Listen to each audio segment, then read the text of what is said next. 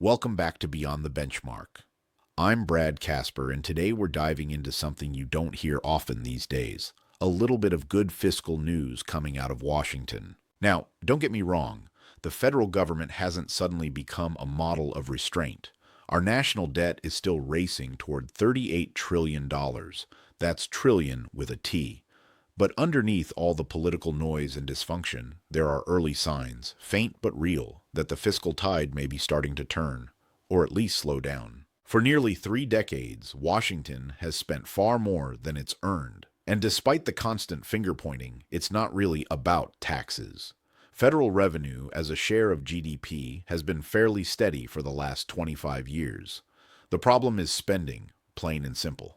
In 2000, the government spent about 17% of GDP. Today, it's north of 23%. The appetite has outgrown the diet.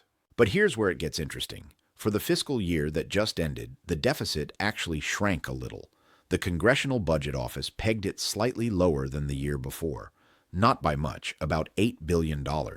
But after years of the deficit expanding, that's movement in the right direction. And when you put it in context, with nominal GDP growing around 5%, that small shift means the deficit fell as a share of the economy. It's like turning a massive cargo ship. It doesn't happen fast, but the change in direction matters. Now, there's some calendar math that makes this story even better. Back in 2023, when October 1st landed on a Sunday, the government pulled about $70 billion in payments forward into the prior fiscal year. On paper, that made the 2024 deficit look smaller than it really was. Add in disaster-related tax delays, and the books were a little off balance. Adjust for that, and the real deficit improvement this year looks closer to $150 billion. That's not noise, that's meaningful. Spending growth, meanwhile, came from the usual suspects: Social Security, Medicare, Medicaid, and the rising cost of interest on the debt. Together, those categories accounted for the entire increase in spending. Everything else, the discretionary side, the part Congress actually debates, declined. Think about that for a second. In Washington, where fiscal discipline is practically extinct, discretionary spending went down. That's rare air. Revenue was also stronger than it looked. Officially, federal receipts were up about 6%, but without weather delays pushing payments into next year, the gain would have been closer to 8%.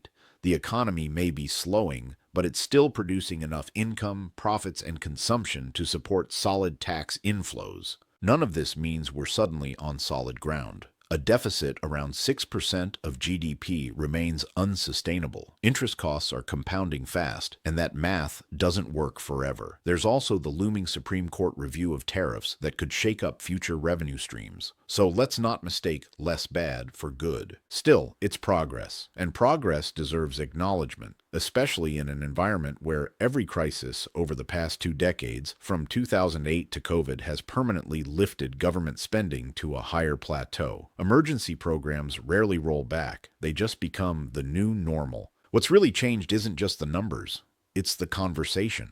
There was a time when budget deficits were front-page news, when journalists hounded presidents over debt, and when fiscal restraint was actually a political talking point. Today, the outrage has shifted from how much we spend to where we spend it. The silence around deficits has become deafening, but the data is whispering something new, that even in a capital defined by dysfunction, a small flicker of discipline remains.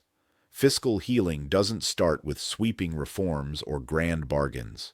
It starts at the margins, through modest restraint, incremental gains, and small course corrections that prevent the ship from tipping over completely. For investors, that's not just good policy news, it's a stabilizing force. The less Washington fans the flames of inflation and interest volatility, the more predictable the environment becomes for capital markets. So as we close out 2025, maybe it's worth recognizing that amid all the noise, dysfunction, and division, the fiscal machine, for once, isn't getting worse. That may not sound like much, but after 2 decades of drift, even a flicker of discipline feels like progress. I'm Brad Kasper. Thanks for listening to Beyond the Benchmark. Disclosure: this commentary is provided for informational purposes only and should not be considered investment advice.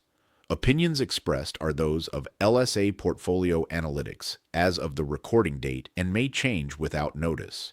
Investing involves risk, including possible loss of principal.